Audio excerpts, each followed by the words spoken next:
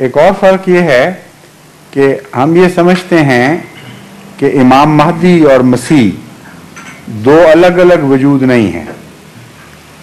आम मुसलमानों को ये गलती लगी है, वो समझते हैं कि पहला ईसा जिंदा आसमान पे बैठा हुआ है और वो आसमान से उतरेगा किसी वक्त उसी जिस्म समेत।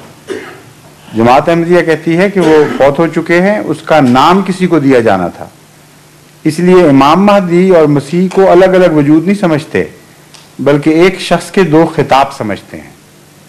और अपनी दलील में हजरत रसूल अकरम सल्लल्लाहु अलैहि वसल्लम की यह हदीस पेश करते हैं जो इब्ने माजा सहीह सित्ता में से है, उसमें दर्ज है। हुज़ूर ने फरमाया इब्ने माजा की रिवायत के मुताबिक, लल महदियो इल्ला ईसा, ईसा के सिवा कोई और महदी नहीं होगा। तो जब खुद जिस पर पेश खुदा ने कलाम नाजिल फरमाया वो बता रहा है सल्लल्लाहु अलैहि वसल्लम कि ईसा और मसीह एक ही वजूद के दो नाम हैं, तो तस्लीम कर लेना चाहिए, फिर झगड़ा किस बात का रह गया बाकी।